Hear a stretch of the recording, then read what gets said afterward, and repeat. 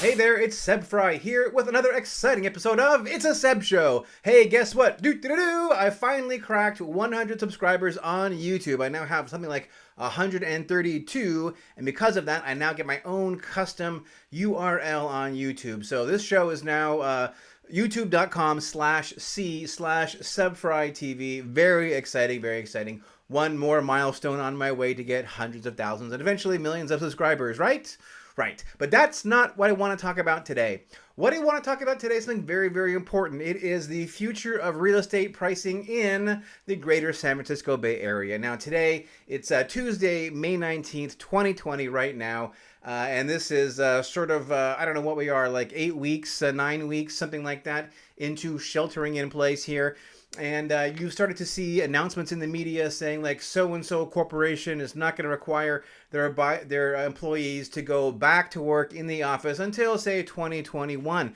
But what you're also hearing is that a lot of Bay Area employers are also saying, you know what, we're never going to require our employees to come back to work in the office. They can stay working at home basically forever.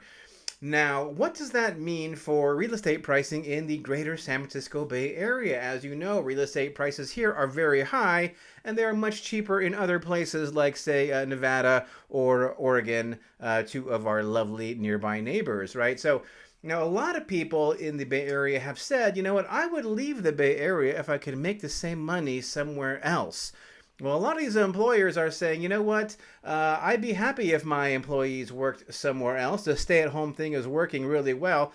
I heard somewhere that actual worker productivity is up substantially since people have been actually working from home. So a lot of employers actually are probably going to be allowing the sort of distance working en masse, right? Could be tens of thousands or even hundreds of thousands of people in the Bay Area may now have the choice to work from home, and that home doesn't have to be near where the actual office is. So a lot of folks have said, listen, I like California, but I don't like the high taxes, I don't like the traffic, I don't like the cost of living, and a lot of people don't like the politics either. And I gotta say, with what's been going on lately, I'm liking it a lot less myself lately. But I'm not gonna move for any of those reasons. I love California. Love it to death, greatest place in the world, I feel. But not everybody shares the love for the Bay Area and California that I have. And a lot of them aren't actually from here. So you can see their roots might not be quite as deep as mine are. And they might be, happy to pack up and move to Oregon, Nevada, Arizona, Texas, God forbid, or who knows where. So my question is, what's going to happen to real estate pricing in the San Francisco Bay Area when people suddenly have the ability, tens of thousands or even hundreds of thousands of employees are given the option to work from home somewhere else? You know what I'm guessing? I'm guessing that a heck of a lot of people are going to take them up on that offer and they're going to leave. Now, what's that going to do to home pricing? Well, if you have a mass exodus of homeowners selling their homes and leaving the Bay Area, what do you think is going to happen? I'm thinking that's going to have a deleterious effect on pricing. I would expect that in a scenario like that, prices will go down, and that may come to pass. Prices may go down because people are going to leave the Bay Area en masse now that they can work anywhere in the world and get paid the same that they're making for living in the Bay Area. Well, a lot of people would probably say, you know what, then this makes the Black Swan event. This is the event which is going to permanently lower home prices in the Bay Area. This is it. Seb, you were wrong when you came out at the beginning of the shelter in place and said this is not the Black Swan event that's going to crash real estate prices. Well, here's what I'm going to say to that. I'm going to say that, you know what, could cause prices to go down for a couple of years, maybe 3, 4, I don't really know. But here's what's going to happen. The fact is that there are many advantages to living and working and doing business and building a company in California. Number one is the weather. I think that if prices were to go down substantially, 20, 30, 40, 50%, like I was talking about before, what do you want to bet that a bunch of people who are living in other states where the weather sucks are going to say, you know what, I wouldn't mind moving to California because, wages are higher there and now home prices are lower and the weather is great. I can save a bunch on my home heating and cooling costs at the very least. Property taxes are, as a percentage, much lower in California than they are in many, many other places. I would expect that if you had a lot of people going out of California, what you would see is that all of a sudden there would be a lot of people coming back into California. A lot of Californians who left and went to Texas and said, wait, it sucks here. Maybe I should go back to California where the weather is nice. I can go out and enjoy the great outdoors.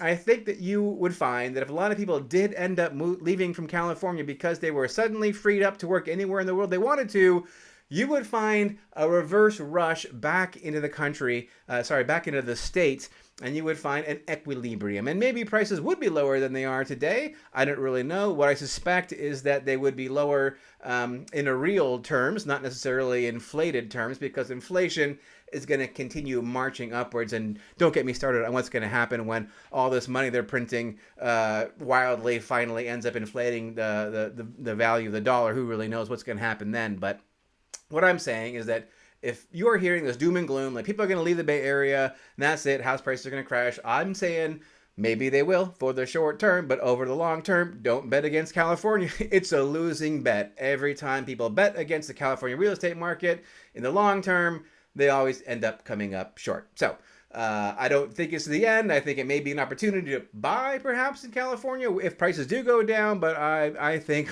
the long-term California will continue to lead the nation and the world in so many ways that our prices are going to remain pretty darn high for a long time because California is the greatest place on earth. All right, that is it for this episode of It's a Seb Show.